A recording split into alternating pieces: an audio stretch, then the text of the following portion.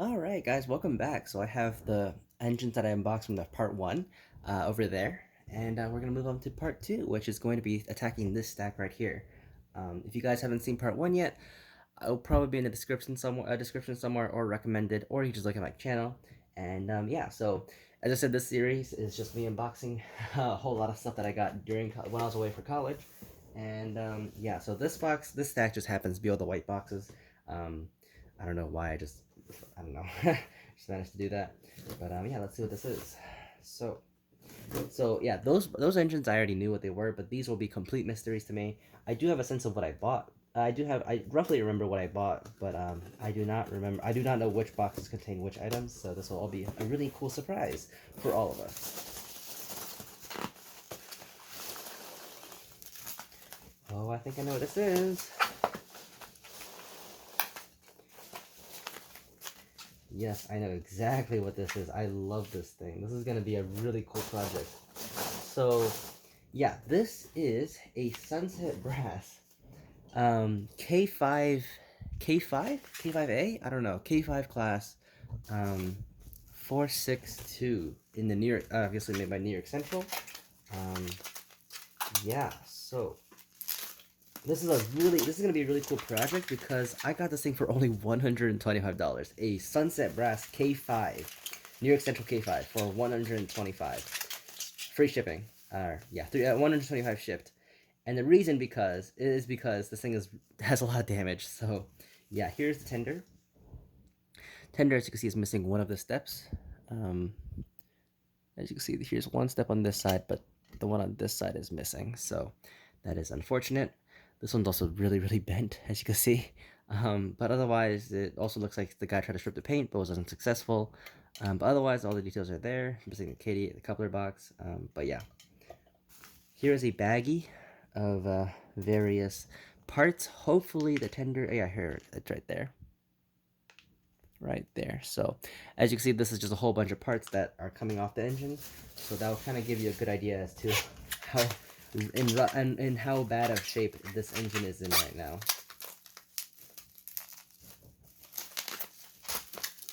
But yeah, I'm really looking forward to this because it's only $110.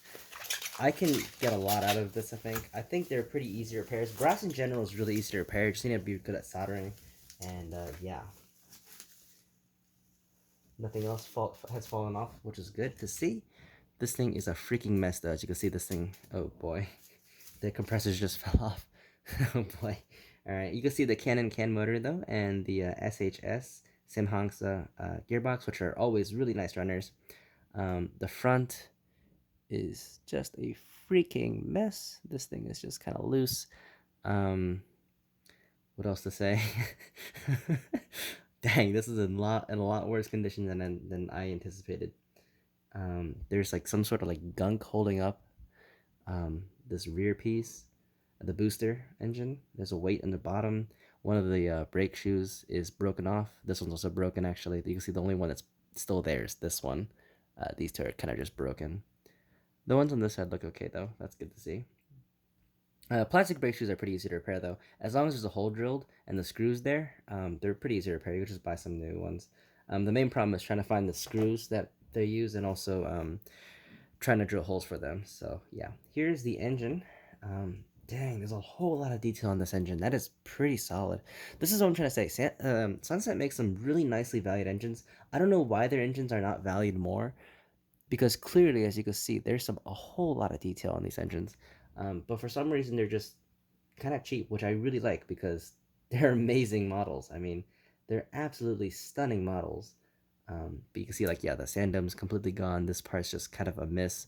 One of the ladders is kind of bent out of shape. The headlight's missing. It's a mess of an engine. It seems like a whole lot of missing stuff here. Um, yeah, so definitely a working project, but I'm really looking forward to this model. I think it's gonna be really fun. But what was I saying? Yeah, so Sunset. I think their models are really well detailed. Um, the one issue I've had with them is a lot of their models seem to be kind of out of proportion. The Santa Fe, their 4000 class 282, their first run of H9s was kind of out of proportion. The Pilot stuck out too much. The Santa Fe 4000 class, the boiler was sat too low. Just overall, there seems to be like just some areas that the models are out of proportion, but overall they're really well made, and just fantastic value if you can get them for cheap. That is. Oh my gosh, I forgot about these. So I bought 3 Pennsylvania Railroad Broadway Limited P70 coaches. I swore off these. I told myself I'd only be getting the Bachmann ones because those are only like $15 a piece. I swore off getting these because I was like, these are nice models, but they're too expensive for what they are. They're just passenger cars. And personally, I don't know about you guys, but I don't believe in paying more than $40 per passenger car. Even like the best ones, $40 tops. I got my my Walther's Super Chief Santa Fe set, paying roughly $25 per car. And yeah, I just never really bothered getting these because they're just so expensive. But I got a great deal on these. I paid, I think, $30 per car, which is pretty solid. I mean, usually they go for like $70 per car, $60 per car if you're lucky, $30 per car. These look like they're almost brand new. I'm not going to unbox these. I assume they're going to be in good condition. I just want to speed along this video because this video is going to get way too long. But yeah, that's just 3 Broadway Limited passenger cars. Alright, next up. I have no clue what these things have. I'm pretty excited though. It's been a great unboxing so far.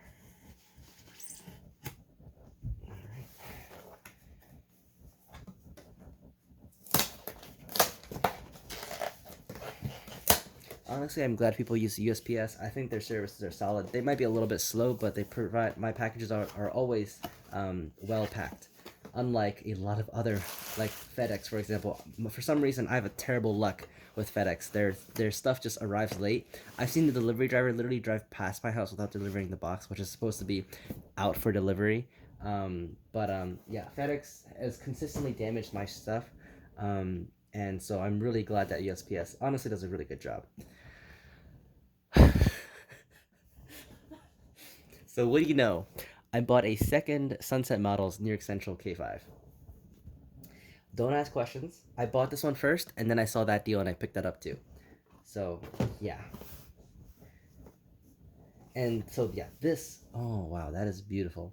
This is a properly painted, pristine condition, well, supposedly pristine condition K5. Let's hope that is true. I'm gonna just open it up right now. But yeah, this is what a K5 is supposed to look like. And this is honestly, I'll use this model to compare to that model and make sure that, you know, to see like where the details go and stuff like that. Because there's a whole lot of piping on this model that are missing, it seems. And I'm going to have definitely a trouble trying to find where the piping is supposed to go or where this piece is supposed to go. And I'll definitely be using this model to figure that out as like a basis model. This is so well painted. The paint is so smooth. Usually custom paint jobs on brass engines are pretty terrible. This thing looks amazing. They even hid the decal properly. Many people don't do that. You're supposed to use gloss, then decal, and then use a matte finish. A lot of people just use a matte finish and decal over a matte finish, and that's what makes the decals really obvious. This thing is done properly though. This thing is amazing. Holy crap. I'm really excited about this. The paint job on this is fantastic so far. Let's hope the engine is the same.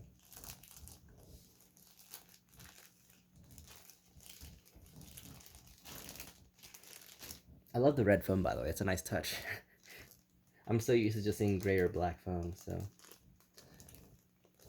no parts fell off my hand on my hand. Wow.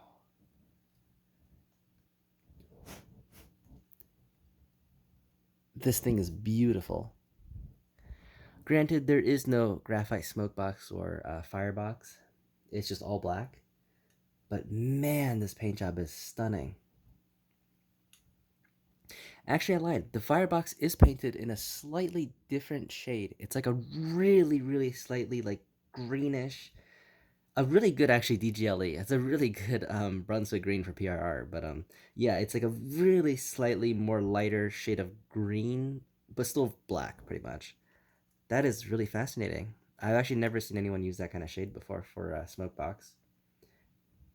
Yeah, definitely green though. It's kind of strange, but I don't mind it actually.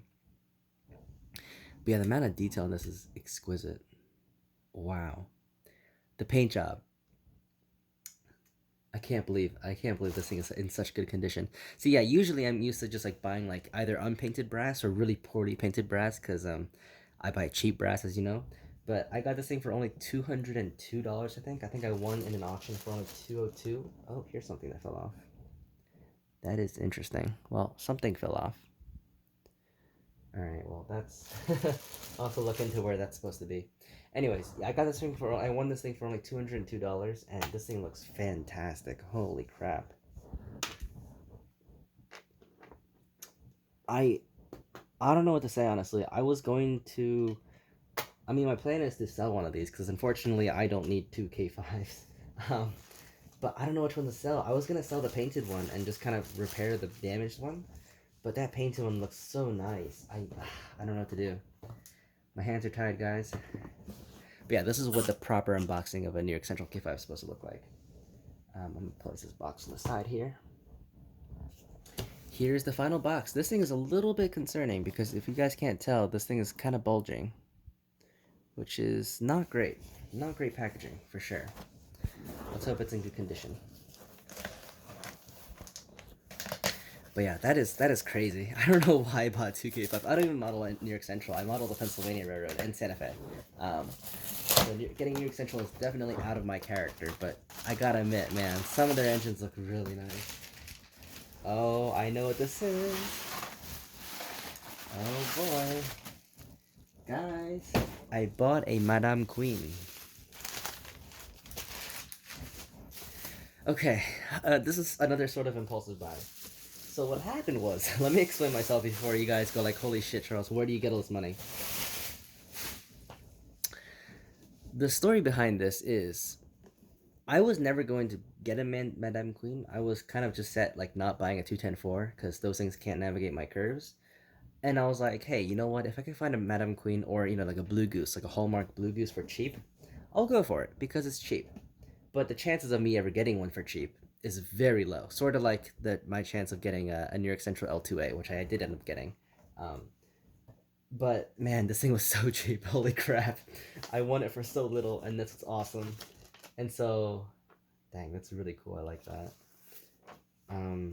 So yeah. I'll show you guys the engine first, and then I'll tell you the price.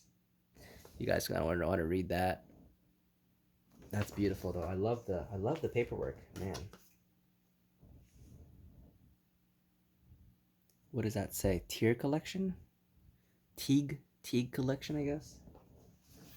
All right, boys. Let's see how this looks. Oh my God, that is beautiful. All right, tender first. We always want to save the best for last. Okay, so right off the bat, you can tell instantly with this that this was a poorly done decal job.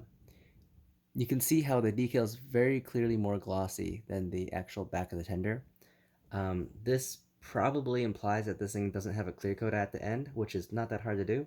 But you can see how this decal job, you can see how the black is a lot glossier in the middle.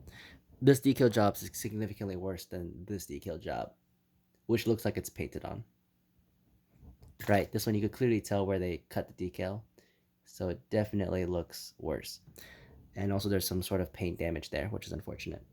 Otherwise, though, this thing looks pretty nice. Oh, this thing is broken off. That's unfortunate. Can you guys see that? Yeah, this thing is real broken off. So that's something I'll have to look into. The rear, really poorly painted. Clearly the guy did a much better job on the sides than they did on the rear. See a lot of overspray. The paint is very uneven, as well as in the front here. You can see glossy, really matte for some reason. It looks like the paint was kind of poorly done there. The top has some marks, which is again pretty unfortunate. Yeah, this is gonna be an issue. This thing is kind of bent, and Hallmark brass is usually pretty brittle, so if I try to bend that back, it might just snap. All right, though. Anyways, let's take a quick look at this. Oh, here's a gearbox. Interesting. So I assume this thing doesn't have a gearbox currently inside. It also has some other brassy little parts that look like they might have broken off. So, and also a brass whistle cord, I assume. All right, interesting. Here's the engine itself. This thing is very light. Oh no, this thing is... the paint job is pretty terrible, I'm not gonna lie. Alright, well here it is. It's very light. I could tell it's missing its weight. Yeah, there's no weight inside the box. That's unfortunate. I'll have to find a way to add weight into this thing. because this thing is very, very light. The paint job is pretty atrocious. I don't know if you guys can tell. It's very gritty though. That was a problem I had when I was first painting my engines for the first time, and I still kind of do have the same problem. Is that the paint is very gritty.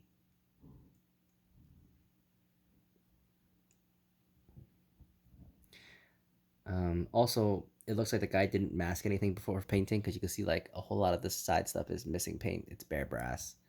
In fact, if you look on the underside, a lot of the stuff isn't painted. This is a pretty awful paint job. I'm not gonna lie. You see, like the front here is just not painted at all. Like the steam chest, if I can get light behind it, but yeah, it's not painted at all down there. Um, yeah, not a good paint job. I'm not gonna lie. Oh boy, and this part's just completely destroyed. Holy crap. This side's a little bit better. A little bit better. This part broke off. You can kind of see it. There's a solder attempt to put this back on, but it's broken off. That's interesting. I'm gonna have to contact the original seller here because there's a lot of things that's wrong with this engine. That part's pretty major because I don't think I can fix that. This part's all bent out of shape. This is also going to be very hard to fix because again, this is very brittle brass, and you can see the ladder's actually broken in half. Yeah, the ladder's broken in half. That's going to be a definitely cause for concern.